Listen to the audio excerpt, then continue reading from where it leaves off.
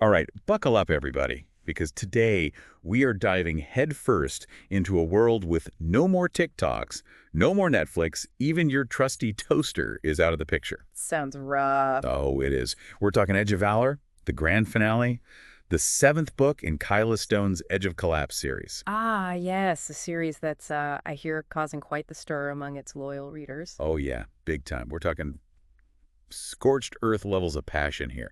Just digging through these Goodreads and Amazon reviews, people are fired up. Strong reactions indeed. But don't worry, folks, no spoilers from us today. Right, we're more interested in the why. The what's got people so riled up, not the what happened. Exactly. It's like we're dissecting why everyone's losing their minds over a movie, but we're not going to tell you who done it. Precisely, we're fascinated by the cultural phenomena, not just the plot points themselves. Exactly. So for those who haven't braved Stone's post-apocalyptic world yet, picture this. An EMP blasts us back to the Stone Age, no electronics, no internet, and this small town in Michigan becomes like humanity's last bastion of hope against basically everything and everyone that wants to make surviving even harder. Quite the premise. Oh, yeah. And at the heart of this chaos, you've got characters like Hannah, Liam, and Quinn who've been through more apocalypses than you can shake a stick at. And it's their evolution, the way these characters change and grow, that's got readers hooked. Mm. You know, they're faced with these impossible choices, really pushing their own boundaries. And it forces us as readers to ask, would we do the same? And judging by the reviews, a lot of people are finding themselves both inspired and maybe a little conflicted by what these characters get up to. But before we get into all that, let's talk about the love words like unputdownable, emotional roller coaster, Yeah. and vivid are thrown around like confetti in these reviews. It's really something to see how deeply invested readers become in this world. You know, you've got reviewers like Kathleen Kurtz giving the book her coveted Doritos rating, meaning she couldn't even put it down for a snack break.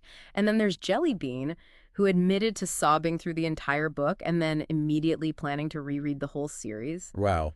It really speaks to a powerful connection with Stone's characters and the world she's built. Yeah, for sure. But let's be real, 7 books. That's a serious commitment. Yeah. Not everyone was on board for that marathon. Some readers felt the story could have been told maybe a bit more concisely, that a few plot points felt kind of predictable and maybe even a little too much action after a while. It does raise an interesting question. You know, when does an epic saga cross that line into being too much of a good thing? It's a delicate balance, you know, satisfying those longtime fans, but also not overwhelming new readers who might not be ready to sign up for that level of detail. Yeah, good point.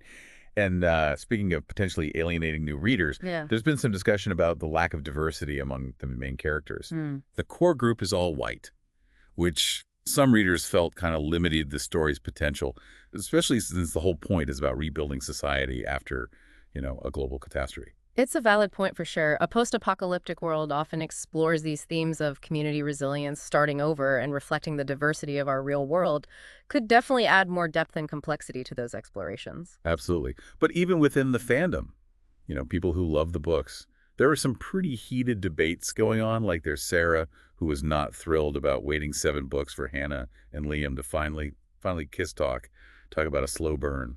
It's true that slow burn romance, though, it is a deliberate choice by Stone. It builds tension, keeps readers on the edge of their seats, and maybe even reflects the character's priorities in a world where just staying alive is a full-time job. Yeah, that's a good point. And then there's Liam, who some readers describe as like this super soldier. Basically, he's this incredibly efficient killing machine, Oh, right. which had some people questioning, like, are his actions really justified, even if it's for the greater good? Well, Stone definitely isn't shying away from those moral dilemmas. Liam is this complex character doing what he thinks is necessary in a brutal world, and it forces us as readers to really consider how we would act in a similar situation. Could we make those tough calls, you know? Right. And even Hannah's strong faith, which is a source of comfort for her, is seen by some as a potential weakness in a world that's lost so much. It's like, can faith really survive when everything else is crumbled, you know? So we've got this epic world, intense emotions, and some serious ethical questions being thrown around. But what is it about this story and this genre in general that has readers so captivated?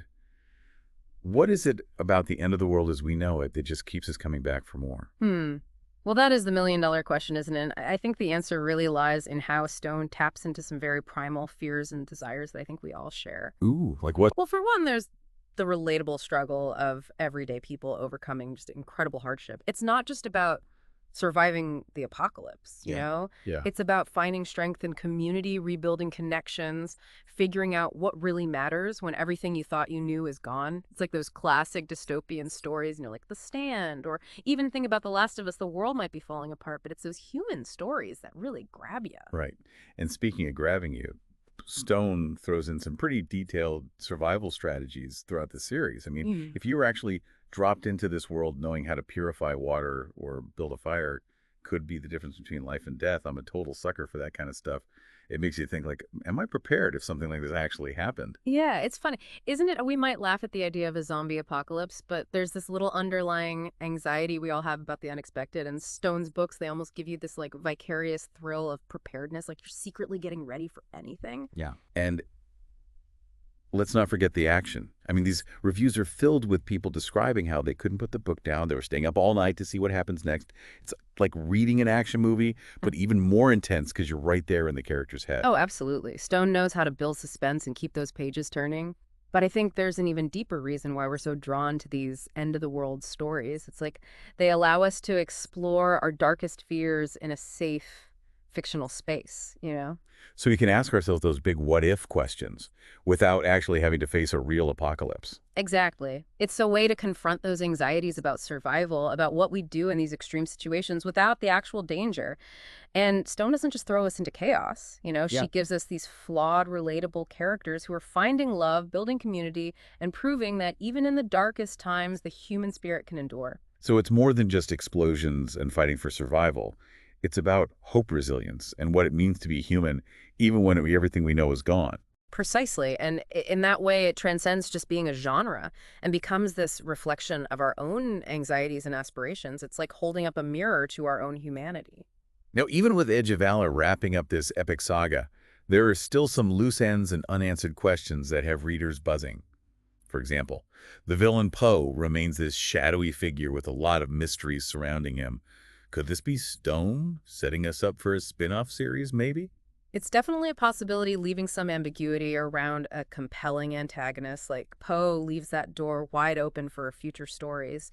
And speaking of wanting more, readers are really clamoring for a Quinn-focused story. I mean, she starts out as this sheltered young woman and ends up a hardened warrior. Talk about a transformation. Oh, absolutely. The reviews are filled with comments like, I never expected to root for her, but she totally stole the show. It makes you wonder, what's next for her? Will she step into a leadership role or forge her own path? That's the mark of a truly great story. Even when it ends, it sparks new questions and possibilities. And let's not forget the real-world parallels some readers are drawing between Stone's post-apocalyptic world and the anxieties we face today. You mean how some people see that EMP scenario as a not-so-crazy possibility given the state of the world? Exactly. And that's where fiction can be so powerful. It allows us to explore potential threats and consider our own preparedness in a safe space. It's not about becoming paranoid doomsday preppers, but maybe prompting us to think about what skills and knowledge would be truly valuable if the world as we know it changed overnight. It really does make you wonder, what would I do? What strengths would I bring to the table? Would I be the resourceful problem solver, the compassionate caregiver, or the one who completely freaks out? Those are questions we should all be asking ourselves because at the end of the day, it's not just about surviving, it's about how we choose to rebuild and what kind of world we want to create out of the ashes of the old one. You know what? You've officially convinced me to add this series to my reading list. 7 books might be a commitment, but it sounds like a journey worth taking. And speaking of journeys, I'm curious, if an EMP did wipe out all our electronics, what personal strength do you think would be the most valuable to a community trying to rebuild? Ooh, that's a tough one. There are so many skills that would be vital, but if I had to choose just one, I'd say adaptability. Adaptability. Being able to think on your feet, learn new skills, Yeah. quickly solve problems with whatever's at hand, that would be crucial in a world that's been turned upside down. Yeah, good point. Because let's face it, even the best laid plans, they probably wouldn't survive the first week of an actual apocalypse. Right. You got to be able to roll with the punches, figure things out as you go. Exactly. It's not about having all the answers, but being open to learning, to trying new things, and not giving up when things get tough. Right. And speaking of tough practical skills, like gardening, first aid, basic construction, those would suddenly become incredibly valuable. Forget coding, like Knowing how to fix a leaky roof or grow your own food, that would be the new status symbol. Right. It's funny how quickly our priorities would shift. Suddenly, those old-fashioned skills our grandparents had would become, like, essential for survival. For sure. And you know what else I think would be important? The ability to build trust and work together. Absolutely. In a post-apocalyptic world, community wouldn't just be nice. It would be necessary for survival. You need people. You could rely on people who could offer support, share the burden of rebuilding. Stone shows us in Edge of Valor, even in the midst of all that chaos, human connection is what keeps us going. So it's not just about stockpiling supplies and learning how to fight off zombies. Right. It's about remembering that we're social creatures. Yeah. We need each other to survive and thrive, even when the world is falling apart. Exactly. And I think that's one of the biggest takeaways from these post-apocalyptic stories. They remind us that even in the darkest of times, hope and human connection can prevail. It's not about romanticizing the end of the world, but recognizing the resilience of the human spirit. Wow. I think we just unlocked, like, the deeper meaning of post-apocalyptic fiction. Maybe. Or maybe we've just been reading way too many reviews. Yeah. Either way, it's been a fascinating deep dive into Edge of Valor and the world that Kyla Stone has created. It's always intriguing to explore how fiction reflects our own, anxieties and aspirations. And I think this deep dive has shown us that even stories about the end of the world can offer valuable insights into what it means to be human. So listeners, if you were suddenly thrust into a post-apocalyptic world, what skills or knowledge would you want to have in your back pocket? Yeah. Would you be the master gardener, the skilled medic, or the peacemaker who brings everyone together to take a moment to think about it and maybe even share your thoughts with us? Who knows? You might just discover some hidden survival instincts you never knew you had. And if this deep dive has piqued your interest in Edge of Valor or the Edge of Collapse series as a whole, we encourage you to check it out.